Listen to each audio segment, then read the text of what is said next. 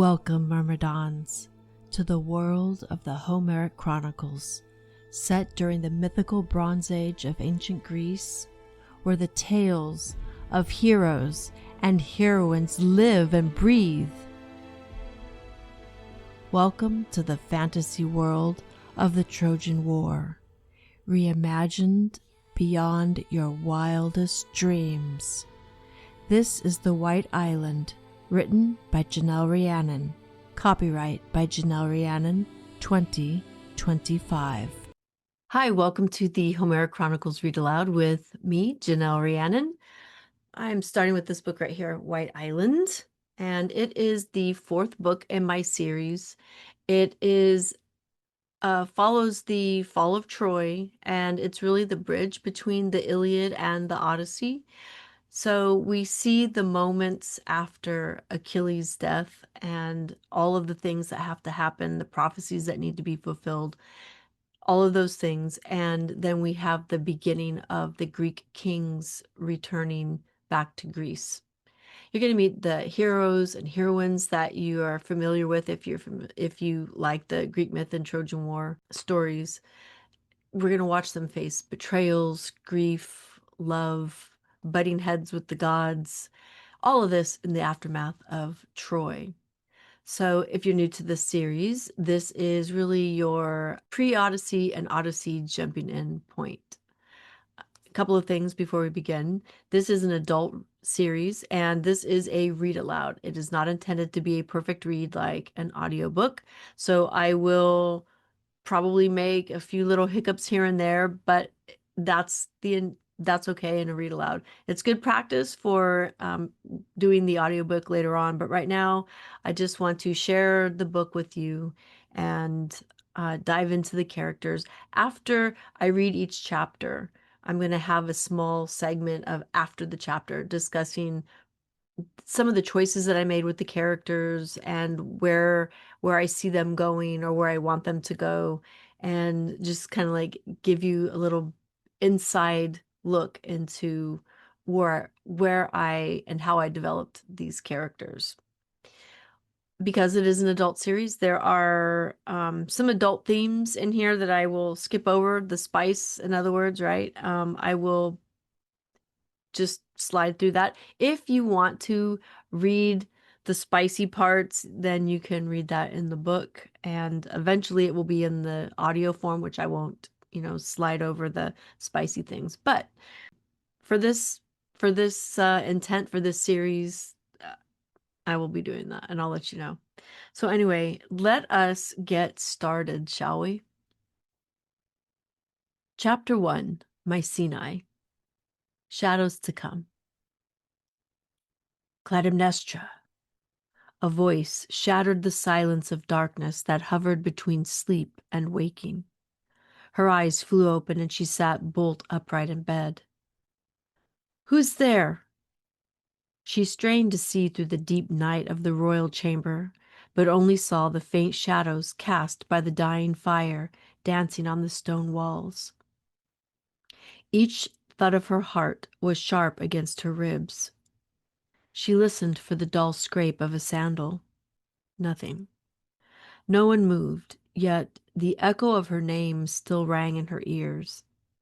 Was it a god who had come to taunt her, or just a figment of her fearful imagination? She pulled the linen covering up to her chin as the nightmarish images flooded back. Her body trembled despite the warmth of the room. Images of flames as tall as trees devoured a distant city, Agamemnon's laughing face covered in blood, and a knife clattering to the ground. It had been years since her husband had left for Troy and committed that heinous act at Aulis. Lately, the dreams stalked her even in daylight, while weaving, while addressing the council. And when Orestes dared to meet her gaze, she feared he could see into her nightmares and judge her. The healer had given her herbs to ease her sleep, but their effect did not last the full night. Clytemnestra could not shake the sickening unease that lingered in her chest. Aegisthus slumbered beside her, breathing evenly. She envied his tranquility. He slept untouched by the dark, even though he was an arm's length away. His presence offered no shield from the nightmares that plagued her sleep. Clytemnestra slid out of bed and wrapped her hymation around her naked body. She tended to the hearth, throwing fresh wood onto the growing ashes, coaxing it to life. She needed light, warmth, something to push back the darkness inside. When the flames reached peaks of palest yellow, she allowed the image of Agamemnon's face to rise again.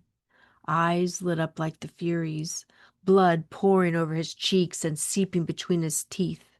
She shuddered.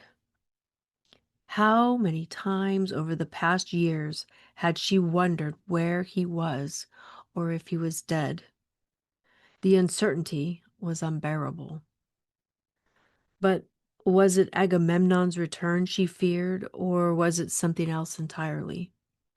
When Palamedes drew the blade across Iphigenia's throat, she had prayed the gods would strike her dead alongside her daughter. Instead, she had found herself and her child's body hurried aboard a ship bound back to Mycenae. That rage that had once sustained her had cooled, layered by thickening scars of the years. She could hardly recall Iphigenia's face now, her long dark hair caught up at the neck, her eyes flashing in a moment of joy. Her daughter's image had become a mosaic of small details that she conjured in remembrance. She feared more than anything else losing Iphigenia completely. Aegisthus stirred in the bed. "My love?" "I'm here by the fire," she said softly, wiping a tear away. "What is it, Clytemnestra?" She turned to face him. "You know I don't like it when you address me so familiarly." It made her feel vulnerable, and love inevitably weakened resolve. Aegisthus approached with his usual caution, the outline of his body bathed in firelight. He was an imposing figure, much like Agamemnon, with a reddish beard and dark eyes. The blood of the house of Pelops bred big men, but that was where their similarities ended. Aegisthus' touch was gentle as he brushed away another stray tear from her cheek. Agamemnon had never been gentle, never kind. He was brusque and demanding. She had learned to harden herself for a hard man. It was easy to stifle her pain and do what was expected because he had left her alone most of the time. For a while, she even convinced herself that she could love him with her body without having to let him into her heart, because that she would never do. But Aegisthus was more complicated. He had his own wounds, thirst for revenge. He wanted everything, her heart, her mind, her soul. She wavered between surrender and self-protection. In her isolation, she found true solace. "We will face it together," he whispered, "whatever comes." Clytemnestra's chin quivered, fearing the inevitable storm that would break over them. "Agamemnon is coming home," she said, her hands caressing her rounded belly, "an unexpected late gift from the gods. I fear for our children." Aegisthus sucked in a breath, tensing his shoulders. "War will follow him home, in more ways than one," he said grimly, placing his heavy hand on hers.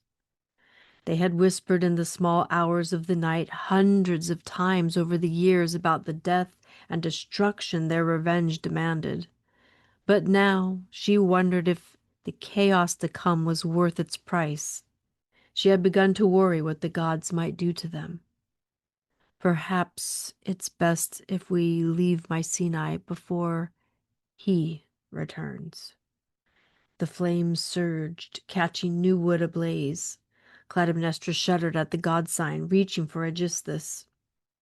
These dreams have become too much for you to bear alone, my queen, Aegisthus said.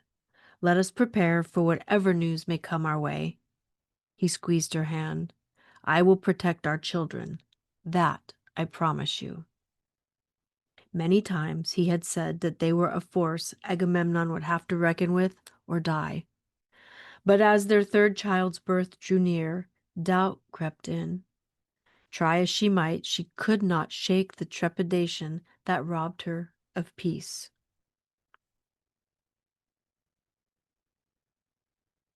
Come, Aegisthus whispered firmly. It's no use lying awake, worrying in the dark. He wrapped an arm around her, pulling her close. Sleep, my queen.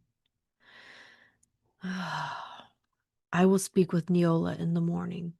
Of course you will, he said. She felt his smile against her hair and closed her eyes.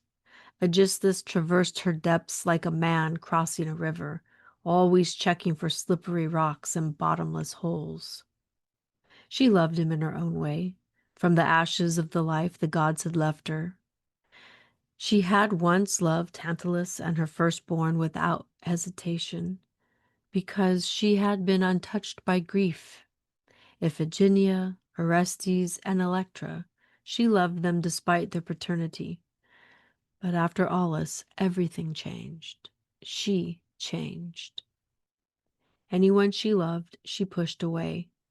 Loss was unbearable. She chose isolation because, in her experience, hope was a trickster worse than love. All right, now we're going to drop into the second half of the chapter. We're going to travel to Ithaca. Ithaca, Sapphic Secrets. Penelope lay beneath the cool linen sheets, staring at the ceiling as the faint glow of dawn crept through the narrow cracks of the wooden shutters. Thin bars of light fanned across the floor. The air was thick with the scent of roses, Odysseus's roses, planted for her over 10 summers ago. A gust of sea air rattled the shutters. Soon the household would stir. Beside her lay the woman who had become her lover. The woman rolled onto her side, her warm breath brushing Penelope's shoulder. Beneath the coverings, their bodies were entwined in the last act of love they had shared. Penelope stared at the budding olive branches of the one living bedpost Odysseus had carved for their wedding. Guilt rose like a bruise beneath her ribs. She had avoided looking at this woman too closely in the beginning.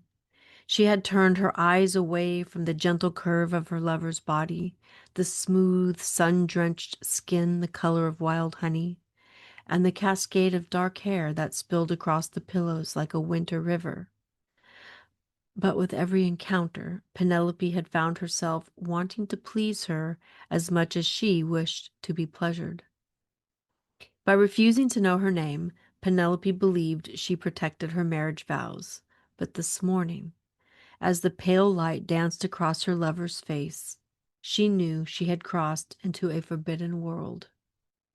Penelope had now memorized every curve of this woman beside her. She knew how to draw this woman's pleasure. She imagined, I'm going to skip a little bit for some spicy parts, so skipping, you can read those. She imagined that if her maid was an amphora of wine, she would drink her dry. The woman's lips, soft and full, parted slightly in sleep. Penelope thought, and not for the first time, that kissing her was like pressing rose petals to her mouth. Odysseus had purchased her from the south before he was called to war. She had come to Ithaca, speaking only a foreign tongue that Penelope did not understand. And in the long, endless nights after Odysseus had gone, when the loneliness was too much to bear, it was this woman who had dared to reach for her. She had taken Penelope into her arms and kissed away her despair.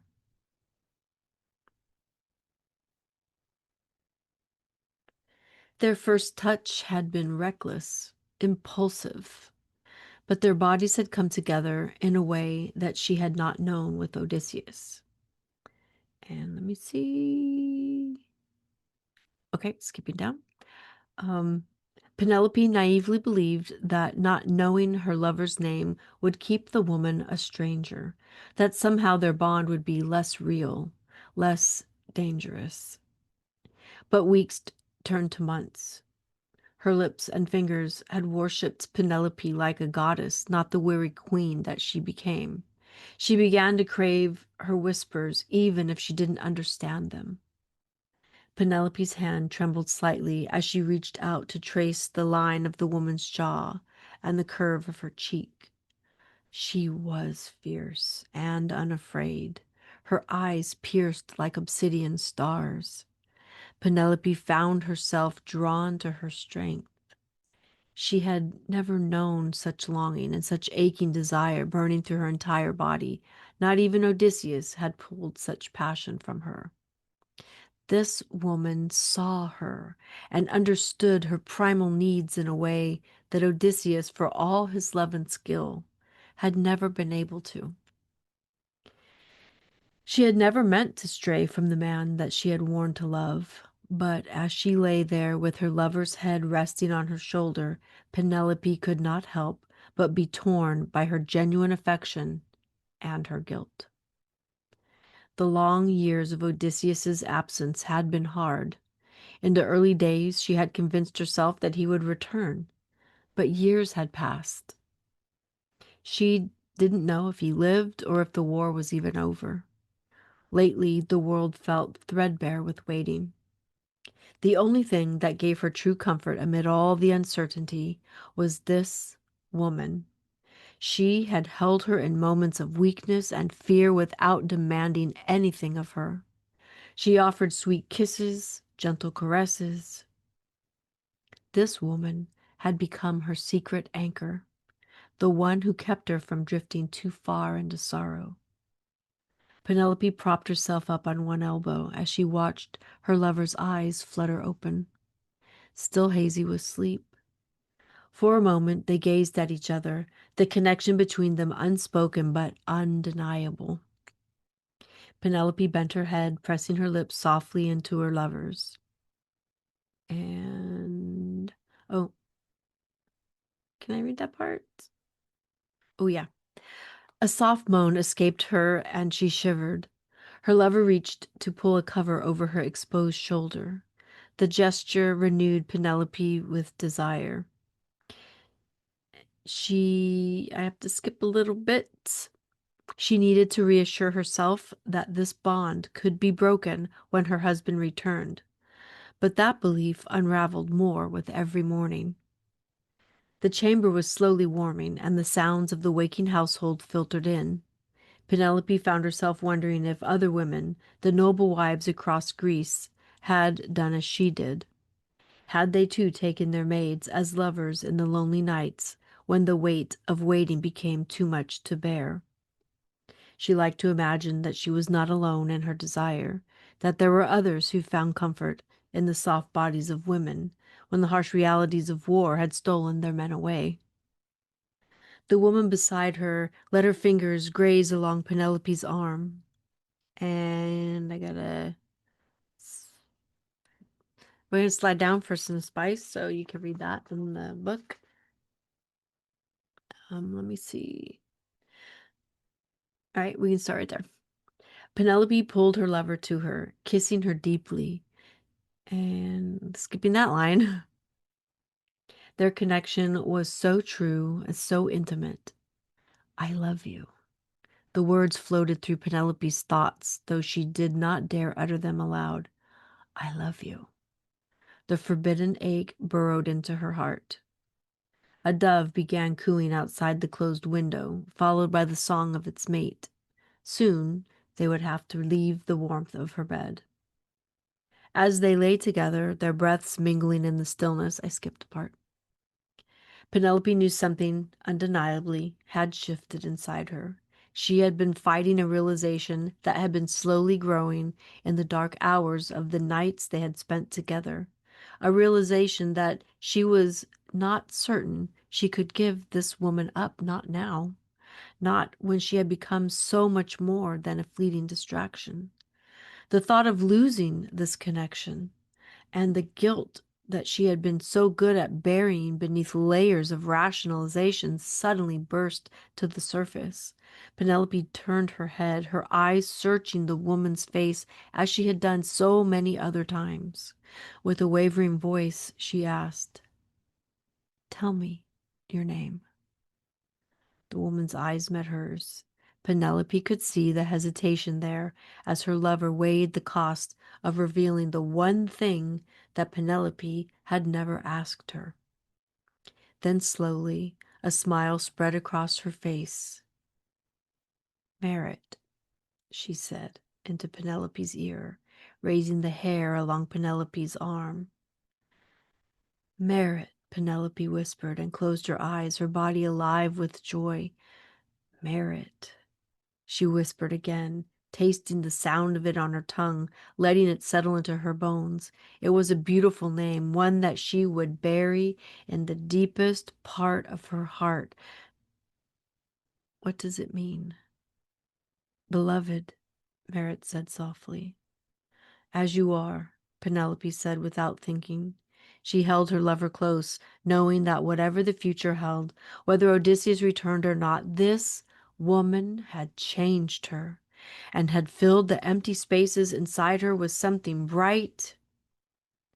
Penelope tenderly kissed her again, and in that kiss she poured all the love, all the longing, all the pain that had been building inside her for so long. She was a queen, a wife, and a mother, but in this bed with Merit beside her, she was simply a woman yearning for the touch and love of another. End of chapter 1. I will be doing a short little video after the chapter that you can dive into, and I will talk about just this Clytemnestra, Penelope, and Merit. So that's it. Thank you for listening to the first chapter of the Homeric Chronicles Read Aloud series. If you enjoyed that, please like and subscribe to my my YouTube channel and keep apprised of all the other read aloud chapters that are going up. And it does help me share the content with other people. I do appreciate that so much. So again, this is Janell, Rhiannon, author of the Homeric Chronicles and host of the Greek Mythology Retold podcast. All right, that's it. Thanks.